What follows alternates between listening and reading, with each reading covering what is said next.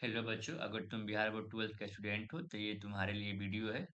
क्योंकि most of the बच्चा क्या होता है कि आजकल पढ़ाई वढ़ाई नहीं करता है और मे बी लास्ट में पढ़ने जाता है तो उसको 70% नंबर लाने में प्रॉब्लम होता है। तो कैसे लेकर के आए नहीं लेकर के आए, इस वीडियो में हम लोग बात करेंगे। और माइंडसेट क्या होना चाहिए कि एग्जाम हॉल में एक बच्चे को, और स्ट्रेटेजी क्या होना चाहिए आपके पास, सारे के सारे हम लोग इस वीडियो में बात करने वाले हैं। और कॉमन मिस्टेक बच्चा क्या करता है इस, है ना, जब हॉल एग्जाम हॉल में जाता है तो घबरा जाता है और फिर उसके कारण कॉमन मिस्टेक कर देता है।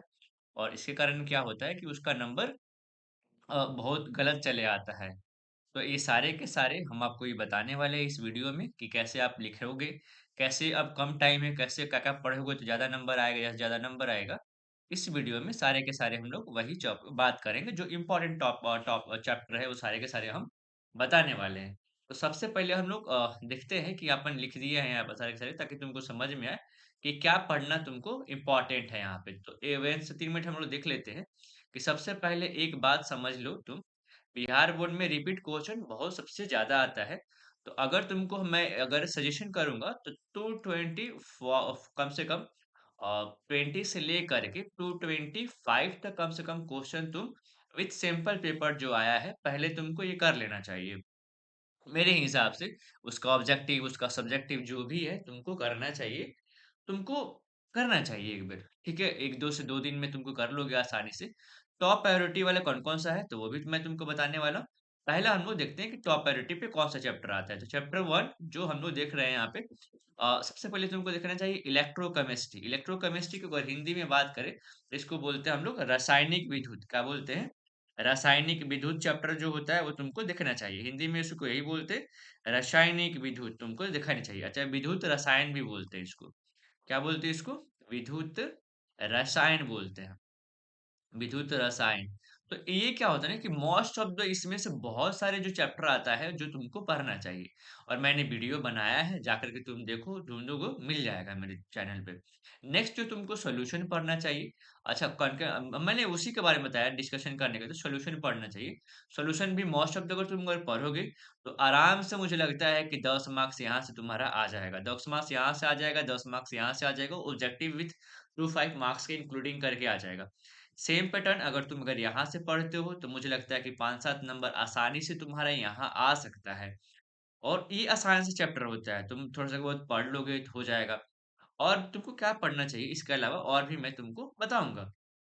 इसके अलावा जो तुमको पढ़ना चाहिए, एट द और भी टॉपिक पढ़ना चाहिए, वो तुमको क्या पढ़ना चाहिए, और ये पढ़ना चाहिए, सॉलिड स्टेट पढ़ना चाहिए। सॉलिड स्टेट तुमको पढ़ने के लिए हम इसलिए बोल रहे हैं, नहीं बोलते, लेकिन इसके पीछे बोलने का रीजन ये है, तुम ध्यान से सुनो, बोलने का मेरा रीजन ये है, क्योंकि होगा क्या ना कि पहले ना स्टार्टिंग में ऑब्जेक्टिव में क्वेश्चन यही रहेगा। जब ऑब्जेक्टिव तुम अगर बनाने जाओगे ना तो क्वेश्चन तुमको यही मिलेगा। अगर तुम 2-3 क्वेश्चन तो लगातार रहता है इसे, अगर तुम नहीं बना तुमसे तो तुम क्या हो जाओगे कि डीमोटिवेट हो जाओगे। और फिर लगेगा क्वेश्चन हार्ड है और फिर तुम कर नहीं पाओगे और छोड़ के चले आओगे। तो मुझे लगता है पहले कि तुमसे सबसे पहले जो क्वेश्चन पढ़ना चाहिए वो सॉलिड स्टेट पढ़ना चाहिए। और क्या-क्या पढ़ना चाहिए, नहीं पढ़ना चाहिए, सारे हम वीडियो बना कर के रखे हैं इसमें। जाओ तुम जाकर के देखो, सारे शॉर्ट्स भी वीडियो में बनाए होंगे और लेक्चर भी तुमको मैंने बताया है क्या-क्या पढ़ना चाहिए, नहीं पढ़ना चाहिए। उसके बाद डी एंड एफ भी तुमको पढ़ना चाहिए। डी एंड एफ में ज़्यादा ज़्यादा डेप्थ में नहीं जाना है। बच्चा क्या होता है ना कि बहुत डेप्थ में भी चला जाता है, तो इतना डेप्थ में भी नहीं जाना है तुमको, ठीक है? अगर चाहिए चैप्टर बाय सारे के सारे अगर तुमको पढ़ना है, इलेक्ट्रोकेमिस्ट्री जिसे गतिक रासायनिक बोलते हैं, सॉल्यूशन का अगर तुम हिंदी मीडियम में हो, तो इसको हम लोग सॉल्यूशन को बिलियन बोलते हैं। अगर तुम सारे को पढ़ना है, तुमको अगर लेक्चर चाहिए तो कमेंट करो, हम बना करके वीडियो अपलोड कर देंगे। विदाउट कमेंट नहीं करेंगे। और लाइक करो, सब्सक्राइब करो, तुमसे रिक्वेस्ट है, अगर वीडियो तुमको अच्छा लग रहा है तो। एट द लास्ट तुमको जो पढ़ना चाहिए, जो सारे जो ऑर्गेनिक में वेटेज होता है, वो अल्डिहाइड, कीटोन्स एंड अल्कोहल्स भी है, लेकिन एकदम हम तुमको बोलेंगे कार्बोक्सिलिक भी तुमको पढ़ना चाहिए। एक और मेरे तरफ से तुम्हारे लिए बोनस रहेगा, नेमिंग, जिसको हम लोग नॉमेनक्लेचर बोलते हैं। तो तुमको ना नॉमेनक्लेचर भी पढ़ना चाहिए। तुम हिंदी मीडियम से हो और वीडियो में से, और तुम अंग्रेजी मीडियम से हो, चाहे जो भी हो, तुमको सारे के लिए ही बनाया जा रहा है वीडियो। नॉमेनक्लेचर से तुम डायरेक्ट हम बता रहे हैं, तुमको 5 मार्क्स का मिनिमम रहेगा। This is the guaranteed form है कि ये रहेगा रहेगा। तो पहले तुमको क्या करना चाहिए? पहले जो मेरे हिसाब से तुमको करना चाहिए, 2020 से लेकर के 2025 तक का क्वेश्चन तुमको बनाना चाहिए। उसके बाद तुम्हारे जो टाइम तुमको मिल रहा है, तो ये वन बाय वन का कितना भी मैंने चैप्टर लिखा है, वो तो वही तुमको पढ़ना चाहिए। ज़्यादा दिमाग नहीं लगाना चाहिए। अगर ज़्यादा दिमाग लगाओगे, तो फिर देखो होगा क्या है ना कि तुम पढ़ने जाओगे, तो जब पढ़ने जाओगे तो नहीं समझ में आएगा और नहीं समझ में आएगा तो फिर पढ़ने का मन तुमको करेगा नहीं फिर। और फिर इससे तुम फ्रस्ट्रेट हो जाओगे, तो ये चीज़ नहीं करना है तुमको। जो पढ़े हो हम ये भी बोलेंगे कि तुम ट्राई करो, लेकिन अगर तुम नहीं पढ़े तो तुम यही ट्राई करो सारे नोट्स कहीं से डाउनलोड करो और हाइलाइट करो तुम पढ़ो। अगर नहीं तुमको अगर मिल रहा है तो कमेंट करो, मैं बना करके अपलोड कर दूँगा। ये सारे जब पेपर पढ़ लोगे तो मिनिमम तुमसे 70 से ये नंबर तुम्हारा मिनिमम आ जाएगा ये सारे चैप्टर से। ग्रांटेड है कि आ जाएगा। नेक्स्ट, अब 2 मार्क्स वाला कैसे करोगे तुम? बात आता है कि 2 मार्क्स वाला अगर 70% चाहिए तो 2 मार्क्स वाला तुमको सिलेक्ट करना ही पड़ेगा।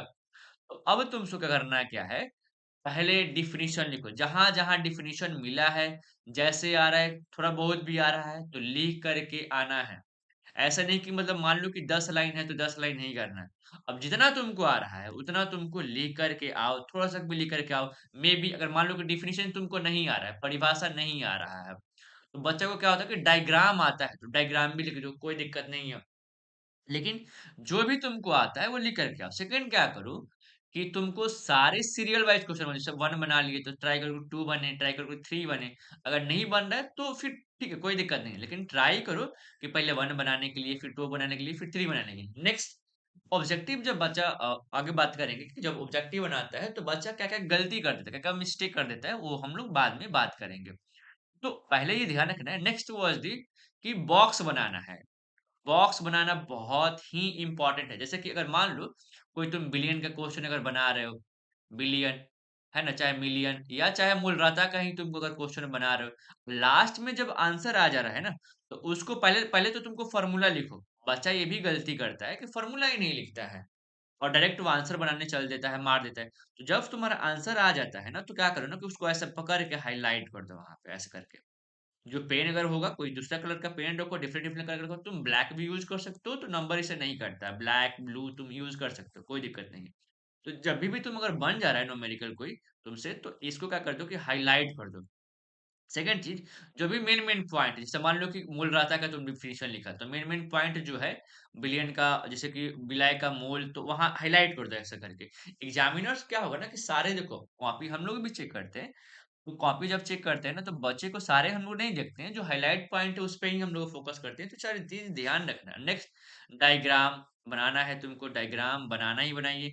न्यूमेरिकल वाइज़ तुमको, टॉपिक वाइज़ तुमको स्टेप वाइज़ बनाना ही बनाइए। स्टेप वाइज़ तुमको कहने का मतलब ये है ना, जैसे कि अगर मान लो कोई बिलियन का ही है, सबसे पहले फॉर्म गिवन लिखो पहले, सबसे पहले, क्या दिया है?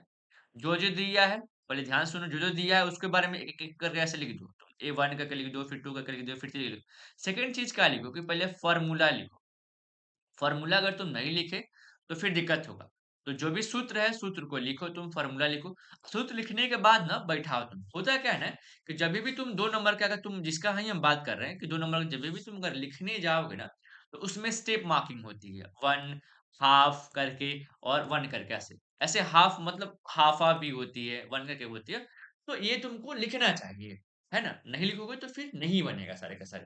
अब सारे के सारे क्या होता है कि अब यहाँ पे रिप्रेजेंटेशन तुम अगर अच्छा रहेगा ना, एग्जामिनर खुश होगा तो तुमको अच्छा मार्क्स प्रोवाइड करेगा। नेक्स्ट, अगर मान लो कि तुम्हारा ये आंसर शीट है, जिसे तुमको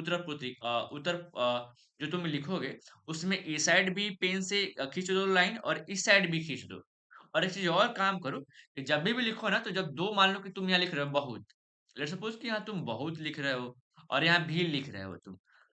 और यहाँ भी कुछ और तो इसका लाइन और इसका जो डिस्टेंस है ना, वो इक्वल में ही होना चाहिए थर्ड में। सारे जब कोई भी चीज़ का सेंटेंस लिख रहे हो ना, तो सारे को डिस्टेंस मतलब इक्वल होना चाहिए। देखने में नहीं से अच्छा लगता है और एग्जामिनर को लगता है कि अगर एक गलती भी कहीं अगर हो जाएगा ना, तो वो तुमको देगा सारे के सारे। तो ये ध्यान रखो। अब नेक्स्ट क्या-क्या करना चाहिए तुमको, बच्चे हर बार स्ट्रेटजी क्या-क्या करना चाहिए पहले? तो तुमको पहले ये करना चाहिए कि बच्चा कॉमनली जो मिस्टेक कर देता है, वो पहले क्वेश्चन को नहीं पढ़ता है। वो गधा की तरह क्या करता है कि क्वेश्चन 1 नंबर देख लिया, ठीक है, ऑब्जेक्टिव आ गया, फिर बनाने लगता है।